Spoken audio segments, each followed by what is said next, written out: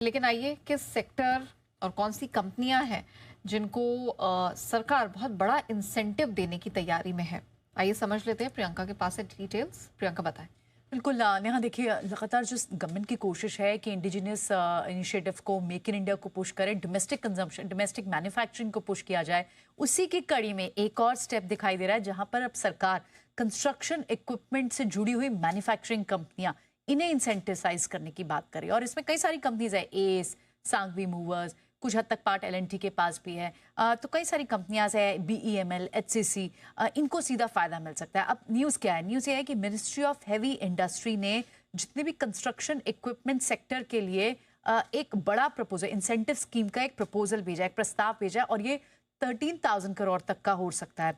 अब इसमें एमएचईआई ने, जो मिनिस्ट्री है, इसने finance, mines, commerce, renewable energy जैसी जितनी भी की मिनिस्ट्रीज हैं उनको ये कॉन्सेप्ट नोट भेजे हैं, जिसके चलते बोरिंग मशीन बनाने वाली कंपनियां, ropeway system, backhoe leaders, cranes जैसी जितनी बड़ी हाई वैल्यू इक्विपमेंट कंपनियां हैं उन पर उनकी डोमेस्टिक मैन्युफैक्चरिंग, इन्हें इंडिजीनियस करने पर फोकस हो सकता है। जिसके चलते क्वालिफिकेशन के लिए बड़े रूल्स तो यही रहेंगे कि आपका 50% तक का वैल्यू एडिशन जो है वो डोमेस्टिक मैन्युफैक्चरिंग से आना चाहिए।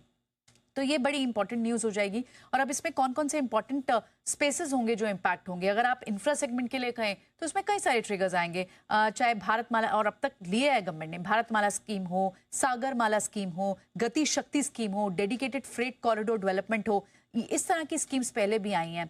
अब कौन से स्पेसेस हैं, अगर इसे ब्रेक डाउन करें कि किनको फायदा मिल सकता है? अगर आप टनल बोरिंग सिस्टम की बात करें तो इसमें कौन से स्टॉक्स इंपैक्ट हो सकते हैं? इसमें लार्सन एंड टुब्रो, एलएनटी, एचसीसी, बीईएमएल, इन्हें फायदा मिल सकता है।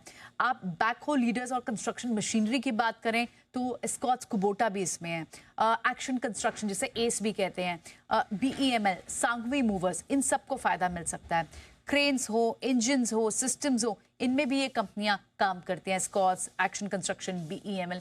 तो इन सारी कंपनियों को फायदा मिल सकता है। अभी प्रस्ताव है, कॉन्सेप्ट नोट भेजें, लेकिन 13,000 का बड़ा इंसेंटिव आ सकता है स्पेस के। चलिए, तो कुछ बड़े इंसेंटिव देने की तैयारी, इनफैक्ट एक्शन कंस्ट्रक्शन जिसका जिक्र भी आप प्रियंका कर रही थी, सिटी साहब अक्सर एक्टिवली इस पर राय देते हैं और आज तो बंसल जी की तरफ से भी इस पर रिकमेंडेशन आई। लेकिन एक बार बीईएमएल पर राय लेते हैं खेमका जी से। सिद्धार्थ सर, जरा बताएं बीईएमएल, इस पर क्या राय बन रही है?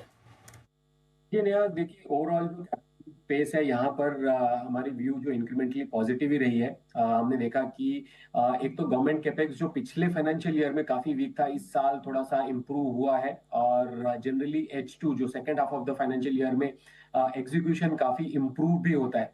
तो मुझे लगता है कि ये एक स्पेस है जहां ग्रेजुअली स्लोली आपको ग्रोथ देखने को मिलेगा। और जो करेक्शन है मार्केट में, स्टॉक में, मुझे लगता है लॉन्ग टर्म इन्वेस्टर्स के लिए एक अच्छी जो गवर्नमेंट ओन पीएसयू स्पेस है और कैपिटल इंटेंसिव जो हमारे इंफ्रास्ट्रक्चर ग्रोथ को लेकर और बाकी सब जो कैपिटल गुड स्पेस में ग्रोथ है, उसका बेनिफिट भी ग्रेजुअली मिलेगा। तो Q3 Q4 ऑनवर्ड्स में हमें अच्छी ग्रोथ देखने को मिलेगी।